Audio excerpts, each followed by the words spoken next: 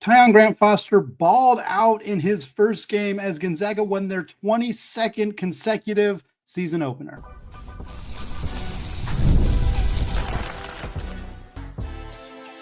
You are Locked On Zags, your daily podcast on the Gonzaga Bulldogs. Part of the Locked On Podcast Network, your team every day.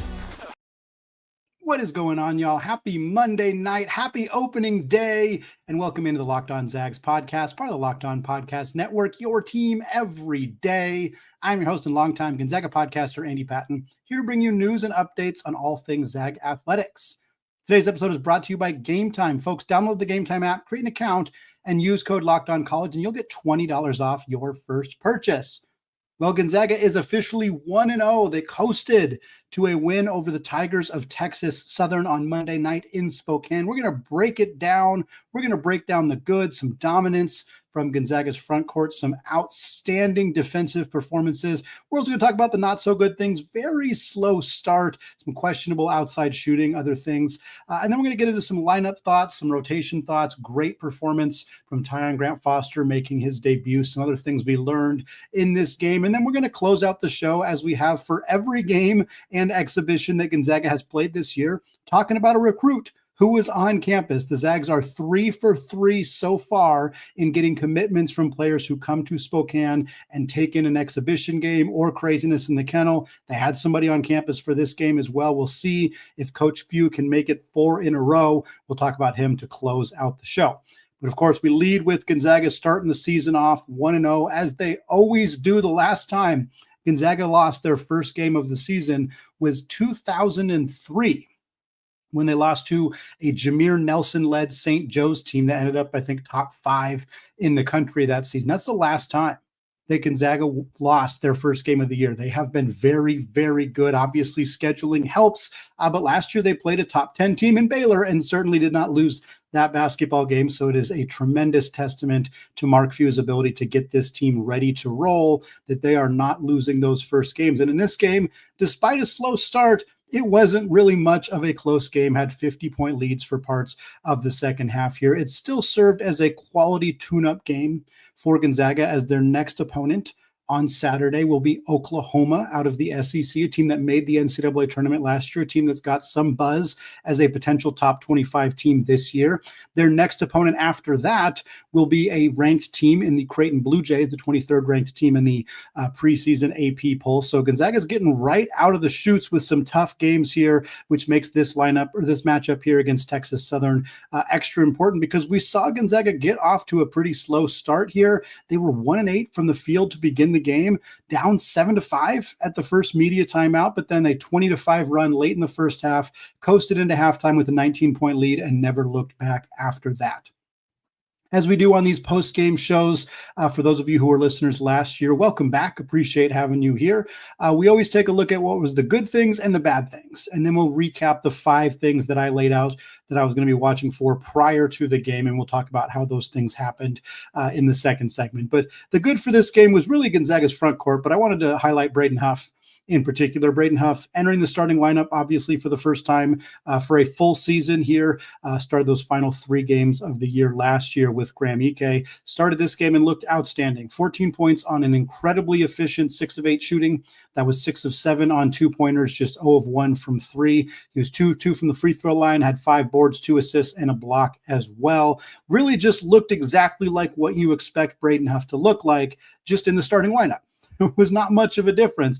He fought for position down low. He was very quick and efficient with when he got the ball. He knew what to do with it. He went up quickly. He finished with his left hand. He had a variety of post moves.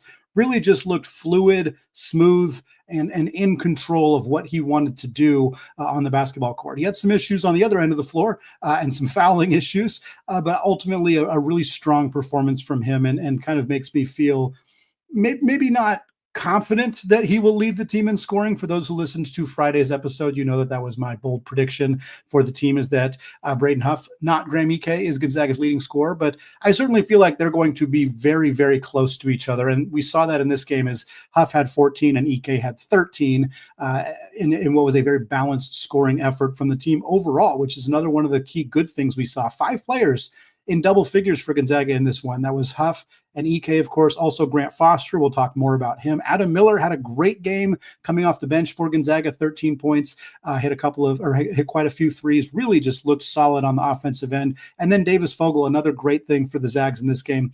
Fogel did not play until about the 10-minute mark in the second half. He played the rest of the game from that point forward. So he ended up playing 10 minutes, but he was not part of Gonzaga's rotation until this game was well in hand. I think that is an important thing to discuss. I know that there are a lot of people who are very, very excited about Davis Fogel, and he did nothing. He did nothing to dissuade anybody from feeling that way. He scored 11 points and had 5 rebounds on 5 of 8 shooting in just 10 minutes of action in this one. But again, it was in garbage time. It was against mostly Texas Southern's backups in a game that was well out of hand. That does not mean that Davis Fogel does not deserve to play more or does not deserve to play. He absolutely does, and he looked every bit the part in this game. But I am curious if and when we'll get to see him in more competitive situations out on the floor. Like, I wouldn't be surprised if he doesn't play against Oklahoma. And I think some fans will be quite surprised if that ends up happening.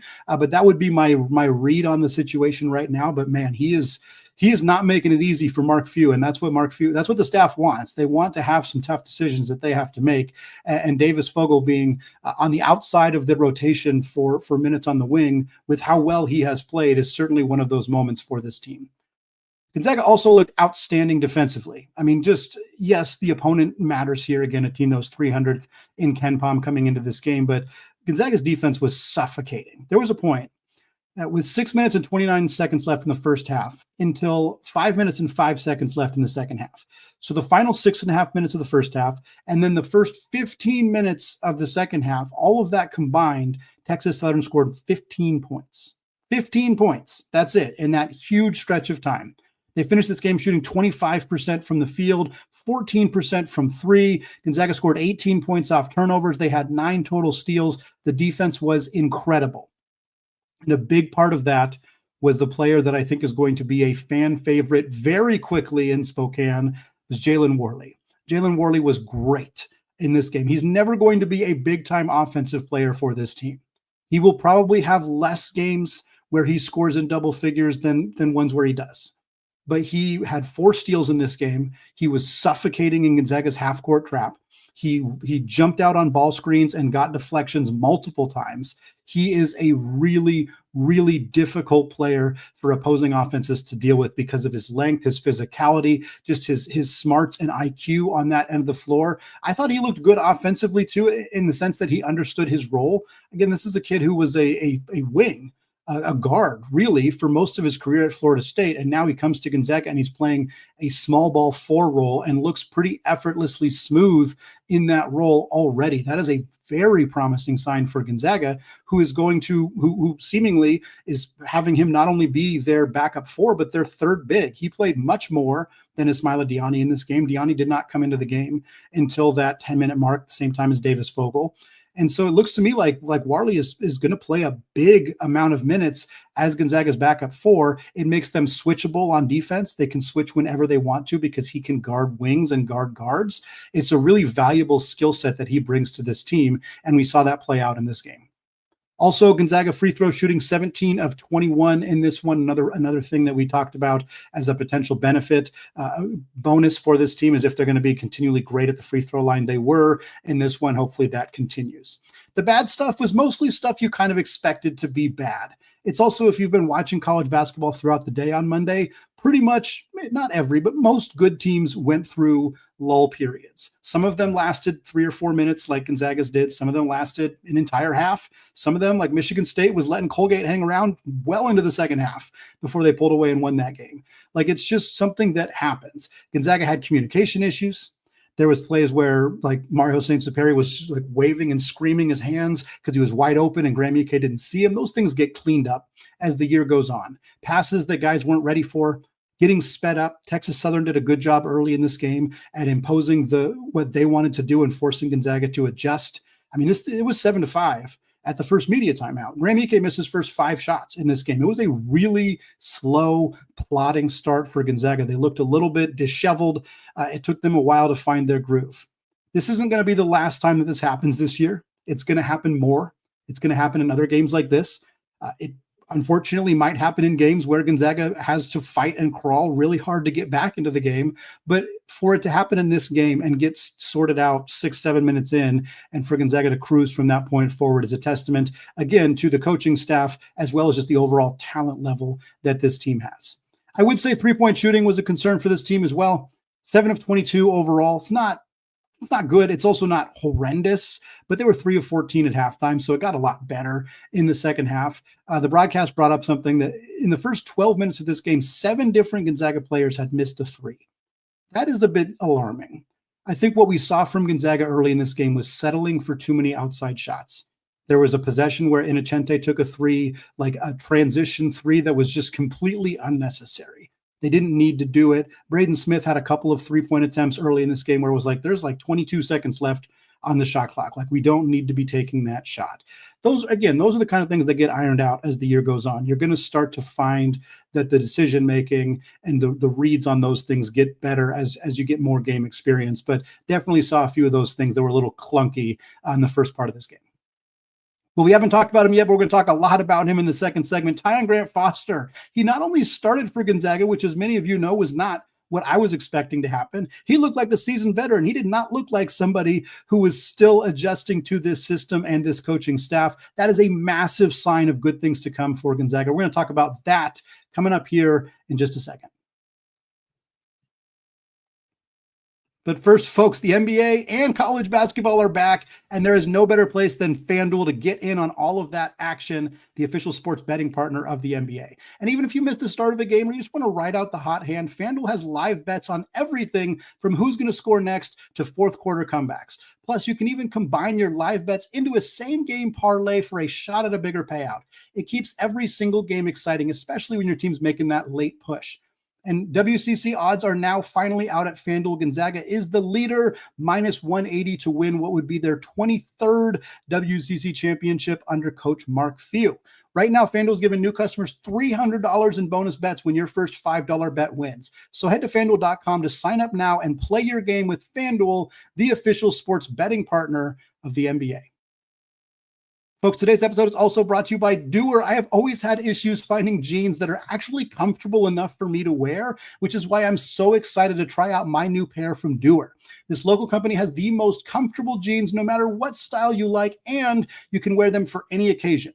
Whether it's a quick trip to the grocery store, a night out with your friends, a trip to the kennel for a game, Doer jeans have 5 times the stretch of traditional denim, and they're antibacterial, meaning your jeans stay fresh longer so you can wear more and wash less. Doer is also made with Cool Max that regulates your body temperature and wicks moisture to keep you cool and comfortable as the temperature changes. Doer are pioneers of blending technical innovation with everyday clothing. In fact, they invented the original performance denim. So simply put, Doer makes the world's most comfortable pants without having to sacrifice style. So get a pair for yourself or as an amazing holiday gift. Go to shopdoer.com/LockedOnSeattle and you'll get 15% off your first order. That's shopdoer, DUER.com/LockedOnSeattle for 15% off. Shopdoer.com/LockedOnSeattle.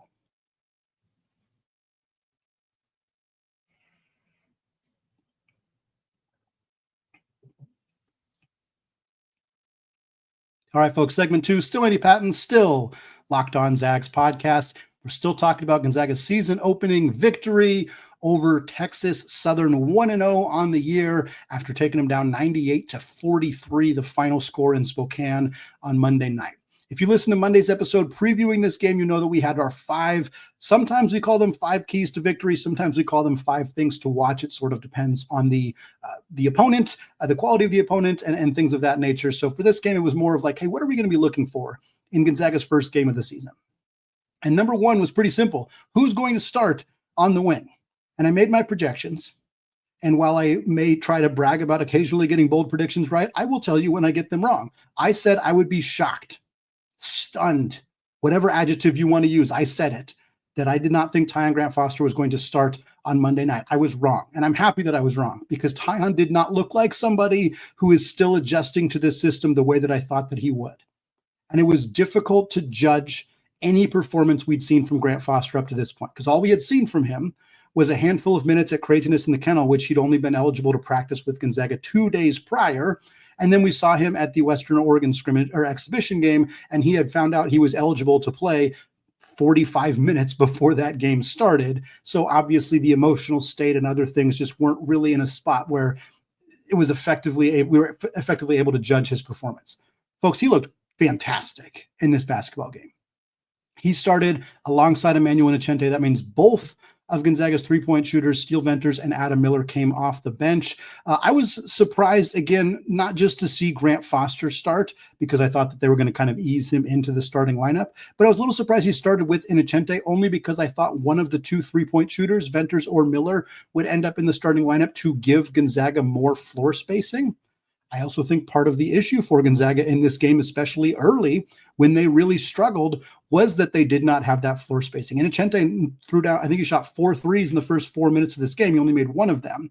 And you just didn't feel like the floor spacing was really in a good spot. So I do wonder if there will end up being an adjustment to that starting lineup. The minutes were incredibly balanced. And again, I mentioned Grant-Foster started. Adam Miller came in for him, I think, at like the 17.5-minute mark. Like they were subbing guys in and out really, really fast. And that's not going to happen in December. That's not going to happen in February. This lineup will be much tighter by the time that rolls around. But the minutes were very balanced. Grant-Foster played 20 minutes, and Nicente played 18 minutes. Miller played 17 minutes. Venters played 15 minutes, and Fogel played the final 10 minutes. So again, very balanced, able to get away with that in this game. I am curious what that means going forward, but by all accounts, I think you have to assume that barring a change of some kind, Grant-Foster and Nicente are your starting wings for this Gonzaga team going forward. And again, key number 2 was, how does Grant-Foster look? I've already said it a couple times on the show, but I'll say it again. He looked great.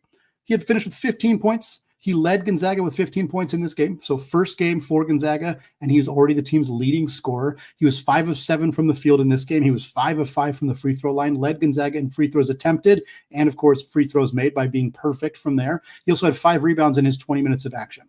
Grant-Foster was a complete and utter menace in transition for this team. He loves to push the tempo. Every opportunity he got, he's making throw-ahead passes. He is busting his butt down the floor to get opportunities at the rim. And every time he caught the ball, whether it was in transition or whether it was on the wing, whether it was within the flow of the offense, he turned and faced and looked to score.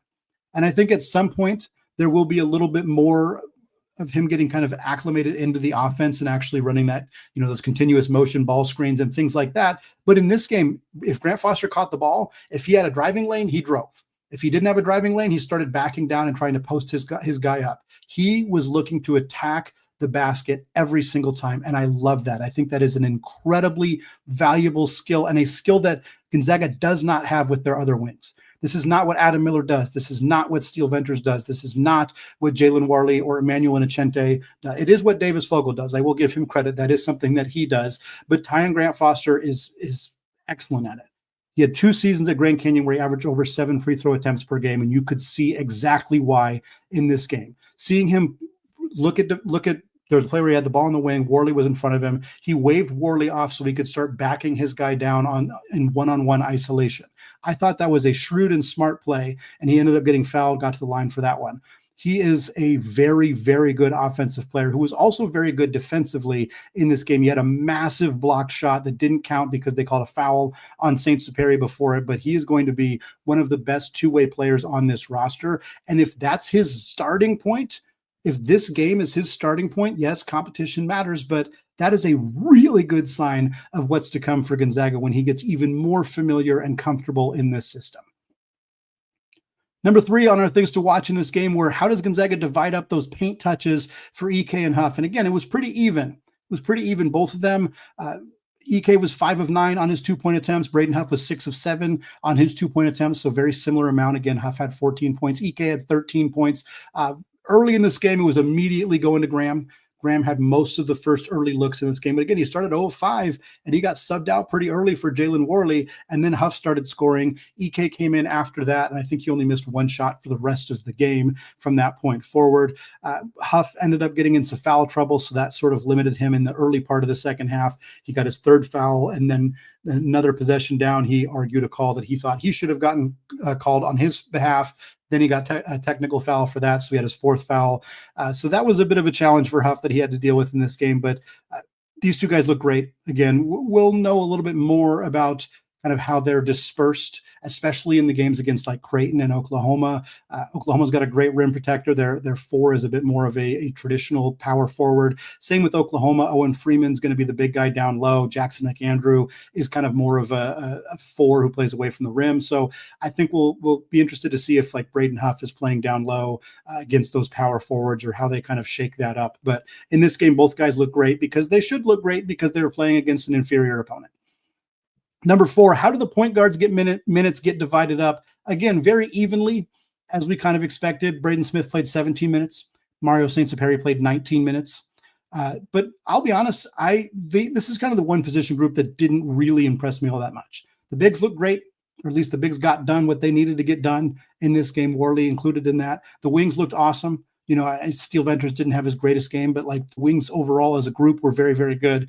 But the point guard play was just okay. They both had flashes. Braden Smith had a couple really nice passes coming off pick and rolls. He had a really nice three-pointer. Mario kind of was pressing a little bit, missed some shots that he wouldn't normally miss. You could see some frustration on his face at times, but I think it's pretty clear the talent was there. Again, Smith, 17 minutes. He had 3 points, 1 of 4, shooting. All of his field goal attempts in this game were from beyond the arc. He also had 4 assists and only 1 turnover, so can't really complain about that. St-Superi had 8 points, but he was just 2 of 8 from the field. He was 3 of 4 from the line. He had 3 assists and 1 turnover as well. So 7 assists and 2 turnovers combined from your 2 point guards. Again, not great, but also not horrible. Just didn't quite impact the game at the level that I think we know that these two players are going to be capable of. But as we've said a handful of times throughout the offseason, point guard is a really hard position in Gonzaga's system to learn. And Smith may have had a whole year redshirting, and that gives him an advantage over Mario in terms of being ready to run this system right away. But it doesn't mean that he's just going to be able to do it fluidly and seamlessly without any kind of hiccups along the way. And I think we're seeing some of those hiccups. But the main question for me is they don't have a lot more time for those hiccups because Oklahoma's got a really good backcourt. Nigel Pack has been in college basketball for 10 years, it feels like, and he's going to be a problem for Gonzaga's guards on both ends of the floor. Xavier Brown, their transfer from St. Joe's, very, very good guard as well. So Gonzaga's going to be, these two guys are going to be held up to the fire right away on Saturday at the Spokane Arena. And then my last key thing we're going to be watching for in this game was whether Parker Jefferson plays and whether we think he's going to end up redshirting or not. Well, we got this answer before the game even started. Parker told Theo Lawson of the Spokesman Review about an hour before the game that he is going to redshirt for this upcoming season. That is why he did not suit up, or that is why he did not play in this game for Gonzaga. We did see Noah Holland, the walk-on big man, play the last 5 or so minutes of this game. I don't think he's going to be part of the rotation by any stretch. He's just the emergency big. But for Jefferson, I think this is a wise decision. I don't know whether it was Parker's decision, the staff's decision. It doesn't really matter, but there wasn't a lot of room for him, especially with Warley playing that small ball 4 role. You have Ike, Huff, Diani, Warley. You have Noah Holland as your emergency big, like I said. And you know that Ike is going to be gone after this year. You know that Warley is going to be gone after this year. So you know that there's room to have a much bigger role next year. So why not redshirt this year, preserve a year of eligibility, and then just go to work in practice, compete against those guys, just like Braden Huff did. Like Braden Huff was a borderline top 100 recruit, redshirted as a freshman, and then became a dominant force immediately in his first season playing for Gonzaga. Jefferson could be exactly that same type of player, and I think getting to redshirt and compete against those guys in practice is going to be good for him short-term and long-term. Well, folks, Gonzaga is 3 for 3 so far in the last month or so with visitors committing to the program after coming to Spokane. Mark Few really wants to make it 4 in a row. Will 4-star wing Gene Roebuck be next? More on the 2027 recruit from California coming up here in just a second. But first, folks, college basketball is back. And as you can tell by my voice, I cannot be more excited. The madness, the rivalries, the energy in the stands, there's just nothing like it. But let's be real, as many of you know, actually getting tickets can feel like more of a battle than the game itself. Endless queues, hidden fees, prices jumping at checkout. And that's why I use Gametime, the app that gives the advantage back to the fans. It's the easiest way to score last-minute tickets at the best prices with no surprise fees. What you see, well, that's what you pay. I pulled up Gametime, and honestly, in just a couple of taps, I saw amazing deals. It is faster, it is cheaper, and it is less stressful than any other way that I've bought tickets. And as we like to say, prices on the Gametime app go down the closer you get to tip-off. That is the case. Gonzaga versus Oklahoma, Spokane Arena.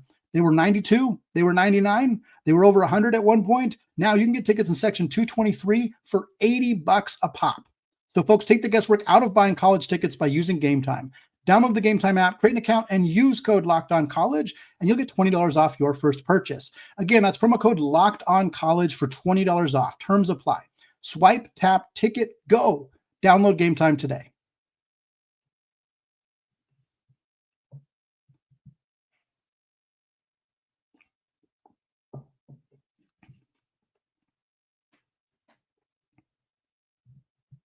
All right, folks, segment 3, closing out the show.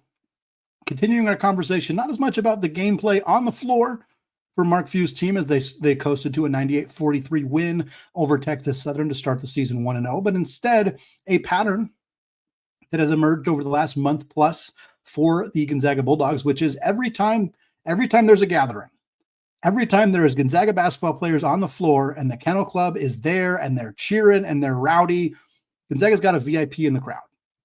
For craziness in the kennel, it was Sam Funches. 2 weeks later, Sam Funches committed to Gonzaga as the second member of the 2026 recruiting class. For the exhibition game against Northwest on October 19th, it was Luka Foster. About a week later, Luka Foster committed to Gonzaga as the third member of the 2026 class. Then it was Dooney Johnson, the first visitor in the 2027 class for Gonzaga. He was there for the game against Western Oregon, the exhibition. The next day, or I think it was actually Wednesday morning. So a full day later, Dooney Johnson committed to Gonzaga, the first commitment in the 2027 class and the fourth commitment for Gonzaga total in the month of October. Now, here we are, early November, first official game of the season, and Gene Roebuck, a 6'5" wing from La Mirada, California, was on campus. It was an unofficial visit for Roebuck. He posted about it the day before he arrived. He was posting on his Instagram account, being in Spokane, being at the game, all that things of that nature. And you can tell that Gonzaga is looking once again to try to see if the Kennel Club, and we heard some chants. If you were watching the broadcast, I heard him at least 3 different times at the under 4 minutes in the first half. Again, at about the 10.5-minute mark in the second half, you could hear the Kennel Club chanting, "We want Roebuck," just like they did for "We want Dooney," just like they did for "We want Funches," just like they did for "We want Luka." It's worked. It has continued to work. So why not continue to try it for the Gonzaga Bulldogs? In terms of who Gene Roebuck is, he's, again, a 6'5" wing from La Mirada, California. He is currently the 48th ranked recruit in the 2027 class. That is according to 247 Sports. He is more favorably ranked at ESPN, who has him 39th, and at On3/Rivals, who has him 40th. Roebuck is the number 1 ranked player in the 2027 class from the state of California. That is a big deal. California is a very, very great high school basketball place, and Roebuck is one of the, if not the best player in his entire class in that state. So that is huge. He already has offers from all the programs you'd expect to be offering him from California: USC, UCLA, Cal. He also has offers from non programs in the state of California, Arizona State. Cincinnati has an offer out to him, Kansas, Washington, many others as well. And for good reason. Roebuck averaged 19 points per game last year as a sophomore, shot 52% from the field. He was named to the All-California Interscholastic Federation Open Division first team. He was also named a Max Prep Freshman All-American after his freshman year, of course, in 2024. Watching the tape, he is a bucket. He is a score-first wing. He reminds me a lot of Julian Strother. He reminds me a lot of Julian Strother's high school tape, which is to say, tough, physical, overpowering guys with his size, but just loves to get to the rim, loves to score, loves to attack. And physically, they're somewhat similar. Strother's 6'7", Roebuck's 6'5", but he's a bit bigger, more filled out. So I don't think he would be the same level of shooter as Julian Strother, although, again, out of high school, Strother was a good shooter, but not necessarily expected to be the kind of dynamic three-point weapon that he ended up becoming. But Roebuck does remind me of him in a lot of ways, and I think is somebody who could really be an impact player in this program. And again, Gonzaga's really active right now on the recruiting trail. I mean, we have not seen this level of activity from Gonzaga in quite a while. They've landed 3 recruits in the 2026 class just in the month of October alone. It's been a while since they've had a 3-person high school recruiting class that happened this early. Obviously, the 2025 class for Gonzaga ended up being 3 people, but Davis Fogel was the only player committed by this time. Parker Jefferson didn't commit till May. Mario St-Superi did not commit until June. So it's rare to see Gonzaga being this active this early on the recruiting trail. They have their 3 players in 2026. That would be, of course, Sam Funches, Luka Foster, who we just mentioned, as well as Jack Cahill, 6'5" guard from Germany. And then they already have Dooney Johnson, their first member of the 2027 class, 6'5" guard from Milwaukee. He's ranked 28th in the class at ESPN, 30th in the class at Rivals, picked Gonzaga over Wisconsin, Marquette, Indiana, Missouri, and a few others as well. So for Gonzaga, they're looking at another 6'5" scoring wing in the 2027 class. I don't know if the fact that Dooney Johnson is already committed will work against them in their pursuit of Gene Roebuck or for them. It could go either way. But it is notable that Gonzaga does not seem to care that they already have a wing committed in the 2027 class. They're going after somebody else too. So they are clearly looking to bring multiple players in for that recruiting class, even after already bringing in 3 for the 2026 class as well. All right, folks, that's going to wrap it up for me today here on the Locked On Zags podcast. I'm so happy. This is our first post-game show of the season, the first episode of Locked On Zags after college basketball has officially begun. We got 6 more months of this. I cannot wait. We're going to get some more of those player preview episodes because we did not get them done before the start of the season. So we got a couple more of those coming your way this week. And then, of course, we'll get you ready for that big game coming up against the Sooners of Oklahoma on Saturday. Stay tuned with all of that and more coming up here on future episodes of Locked On Zags. Until then, though, as always, especially now after we're 1-0 on the season, got to end the show with a very hearty Go Zags.